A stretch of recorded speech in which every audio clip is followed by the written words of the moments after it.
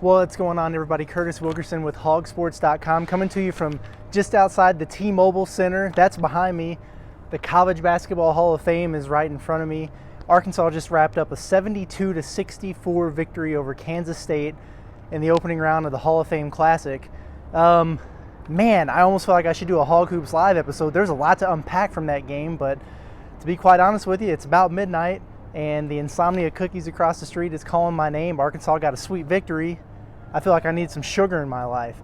That was, it was almost like watching two completely different games, to be perfectly honest with you. The first half, man, Arkansas looked great. They were in sync offensively. The ball was moving. Players were cutting. I thought the efficiency there in the high post with Jalen Williams, Connor Vanover being aggressive going to the rim. Man, they just looked really good. Even though the shots weren't necessarily falling at a high clip, they scored 42 points in the first half. The defense was suffocating. Held Kansas State 0 of 10 three-point shooting. You love to see it in the first half. And Arkansas gets out to a 42-24 lead at halftime. Had all the momentum, some big plays, highlight dunks. It was really everything that you hope to see, kind of almost like a breakout of sorts from this team in their first test away from Bud Walton Arena. The second half, not so great. But not the end of the world. I thought Kansas State did a nice job making some adjustments. They came out, they were more physical than Arkansas in the second half. And it's kind of hard, Musselman said this after the game, it's hard to play when you have a big lead like that and not take the foot off the gas a little bit. And Arkansas did. They looked a little lackadaisical at times in the second half, giving up a lot more dribble penetration to Kansas State. They still defended the three-point line very well. But Kansas State was starting to get, some easier buckets, and Arkansas couldn't really buy one for long stretches. Kansas State cut it to 6 a number of times, including, in the final couple minutes there. But at the end of the day, Arkansas did what they had to do to pull out a victory that never really felt like it was in jeopardy, despite it being an 8-point finish there. Some clutch free throw shooting. I'll talk about that in a minute.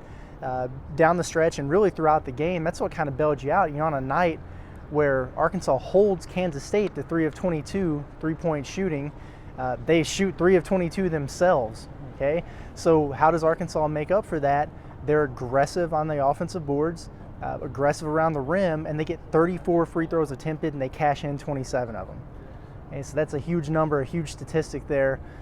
Chris Likes was 8 of 8, 10 of 10.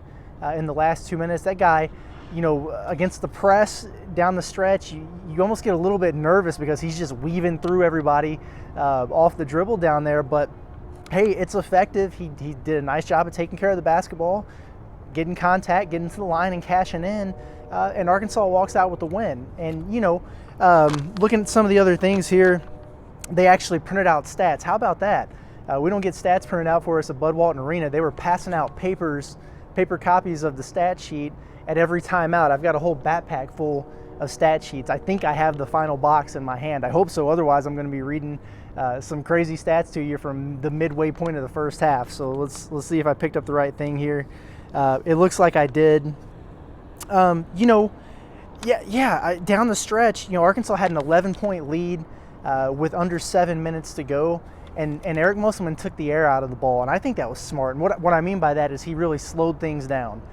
You saw a lot of J.D. Note and a lot of Chris Likes dribbling out the clock a little bit, getting it down to that 12 to 14 second range, get Jalen Williams to come out there and set a screen and just see what kind of plays you can make. And quite honestly, Arkansas didn't execute well in terms of getting points, scoring baskets off of that, but they did do a nice job of running down that clock, limiting possessions, and keeping that cushion.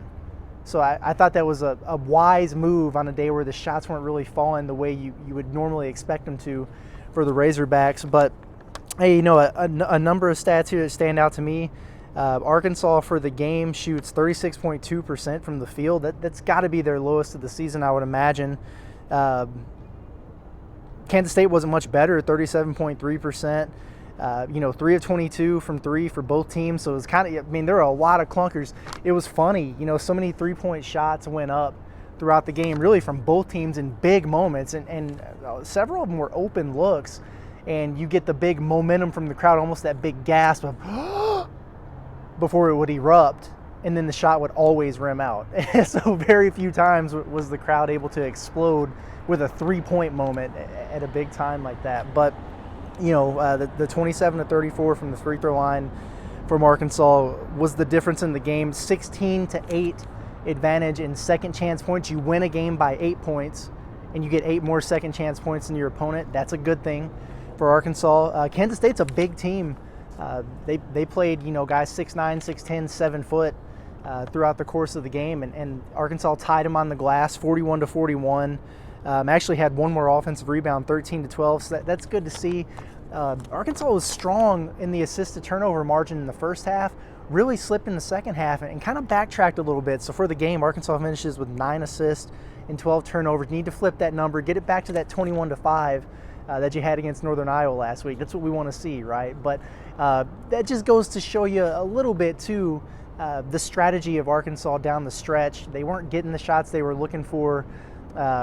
Kansas State really packed the paint and kind of mucked things up a little bit in the lane. So that limited the shots, the quality shots, I guess you would say, for Arkansas at times. And then they, like I said, they kind of took the air out of the ball, did a lot more ISO with Note and Chris Likes there down the stretch. So not as many assist opportunities, I guess you would say. To take a look at some individual guys here, I thought Aldisi Toney was fantastic. He finished with 13 points and 9 rebounds and just continues to be just a high-level cutter. It's incredible. I don't think there's a better backdoor weak side cutter in the country than Aldisi Toney. He times those things up so well and gets Arkansas a lot of easy buckets. His activity levels, again, just in the paint, on the glass, fantastic. I thought he was a real difference maker for Arkansas.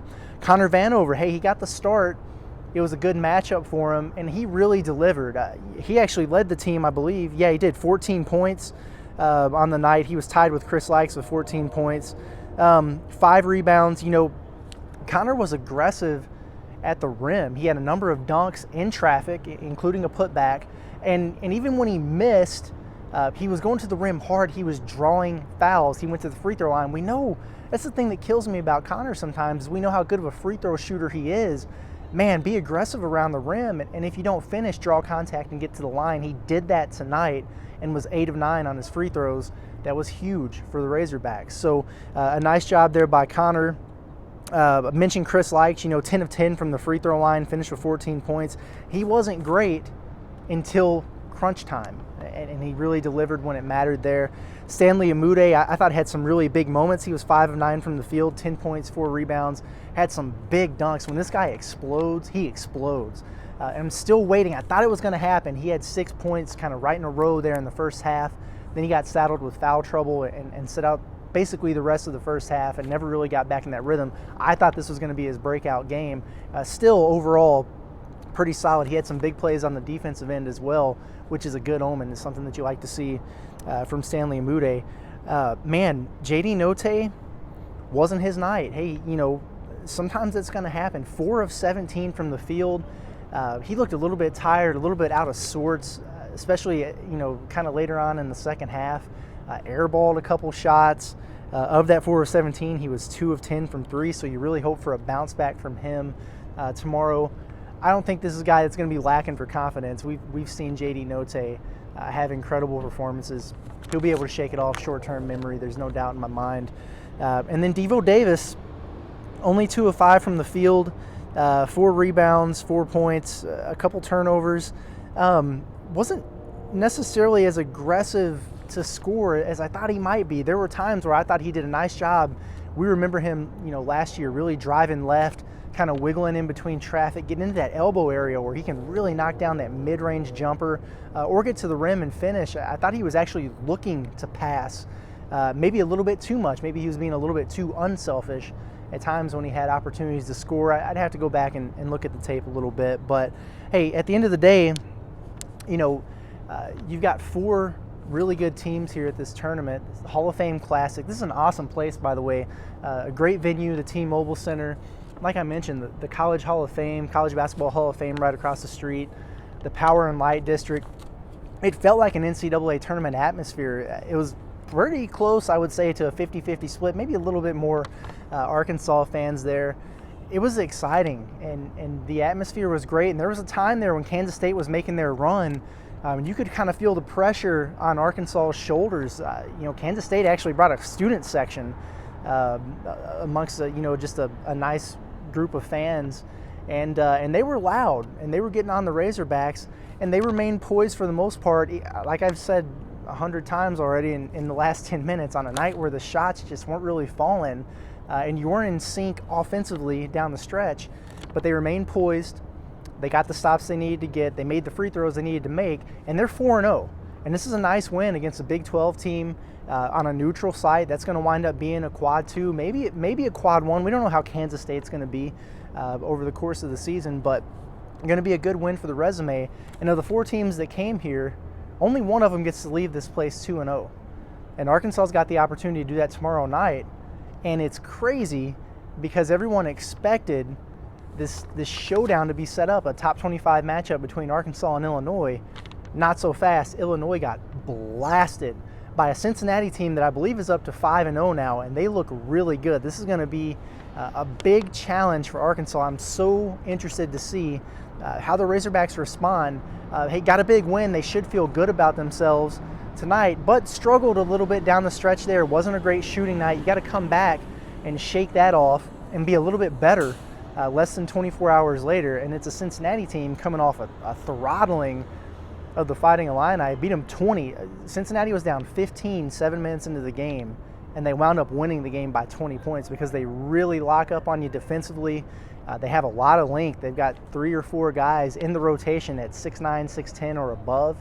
Have a couple guards that can score it in Davenport and Julius. So this is going to be a big challenge for Arkansas. This is a Cincinnati team that's not ranked right now, but I bet they're going to be ranked next week because they've been playing some really good basketball. Arkansas coming off a physical game, and they're about to play another physical team, so it's going to be a great challenge for them. And man, if Arkansas can pull this one off and get to the Thanksgiving holiday 5-0, the schedule looks favorable for the next couple weeks. Hey, they just moved up from 16 to 13 in the AP poll. This is where you can start to build some momentum. You're coming together as a team on a road trip. Start stacking up those wins and keep climbing up the polls. So good night for the Razorbacks. Hey, would it have been nice if Arkansas would have continued to roll and played a second half like they did in the first half? Maybe get some guys some breathers, a little bit of rest, cruise a little bit. Maybe you play the walk-ons. Yeah, it would have been cool. But college basketball is a game of runs, and Musselman said it over and over and over, that there's usually 3 runs in a game. You got to win 2 of them. Arkansas did that tonight. They're 4-0. Big game tomorrow night. I'll be there, and then I'll be back here to chat with you. I'm looking forward to it. As always, this has been Curtis Wilkerson with HawgSports.com. We'll catch you tomorrow night.